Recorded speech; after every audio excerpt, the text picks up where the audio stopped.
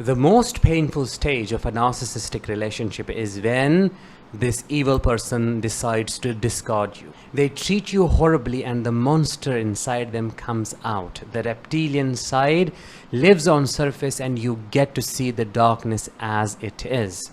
They don't care about hiding it anymore. Discard happens when you are left like a piece of furniture and everything is turned upside down.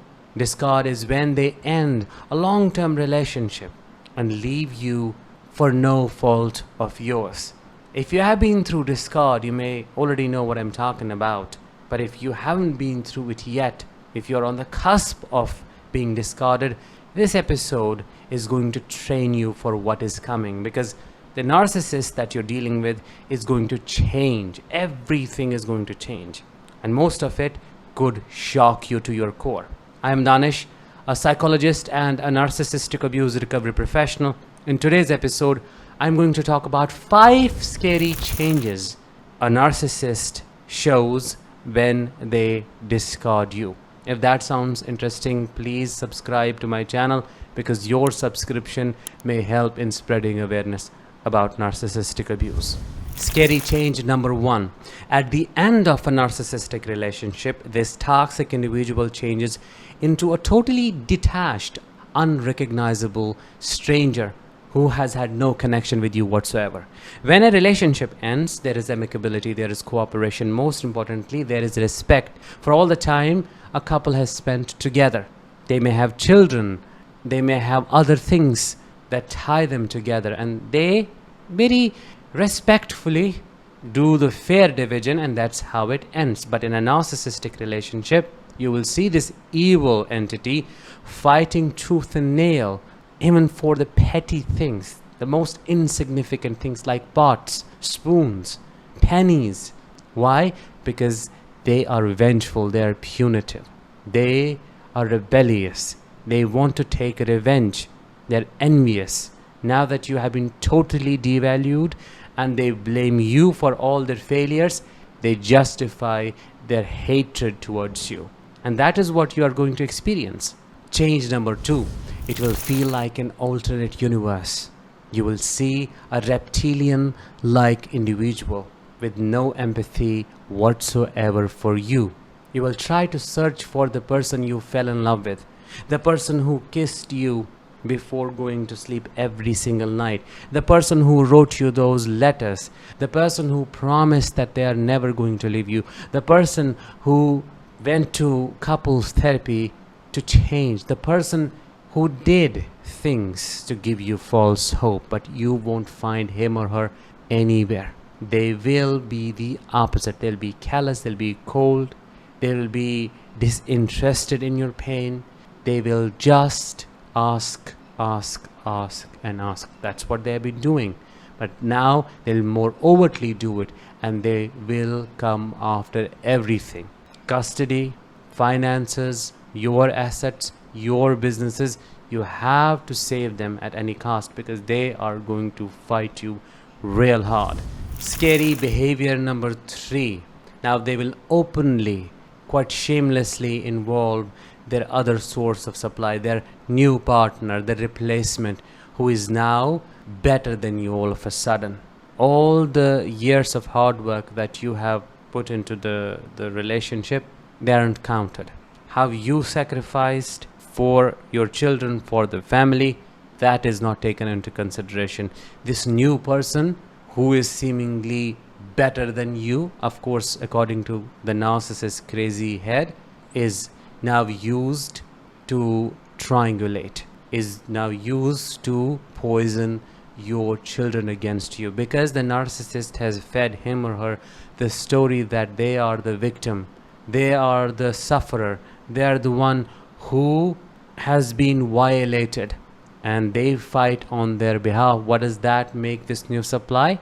An enabler, a flying monkey. And they may justify the narcissist's behavior quite blindly and openly say things to your children like, you know, your mother or father does not want you to have a relationship with your other parent, but I want you to know they love you in their own way. You should not listen to anybody. So what does that tell us? It tells us a story has been told, a story made of lies, where you are the perpetrator, you are the alienator. That is what is going to happen. They will openly involve these people and all those who will take their side without trying to think, without trying to analyze the situation and ask questions that could reveal the narcissist's true nature. Scary behavior number 4. They will block you on every platform, delete all those pictures, like burn it all within seconds, set it on fire. Normal people don't do that. Normal people feel a lot of pain. They think 1,000 times before signing those divorce papers. They will just instantly do it like nothing happened. Just one more thing they had to do in the day. They leave or make you leave as if a flatmate is moving out, or they're leaving behind an occupancy they used to live in before. That is what it is like for them. They do not have any capability to be emotionally attached to anybody or to anything. Everything they use is always seen as a means to an end. That's it. It fulfills some form of selfish purpose. Everybody is an extension of the narcissistic false self. Everything exists to serve their false ego, and that is proven when they leave you. They just get their new apartment, new place, or force you to get your own and fight for this house that you pay mortgage for, that you got them, the business that you built, the empire that you built with them. Now all of a sudden they want you to get out. They want to buy you out without doing the fair division, without fairly distributing the assets or profits.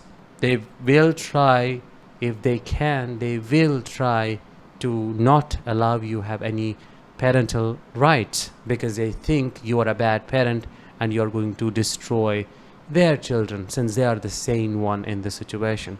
And that could shock you, as I said, because this is coming from somebody who you thought was a saint. Perhaps you dealt with a covert narcissist and you thought, oh, there is no father, there is no mother like him or her, there is no person like him or her.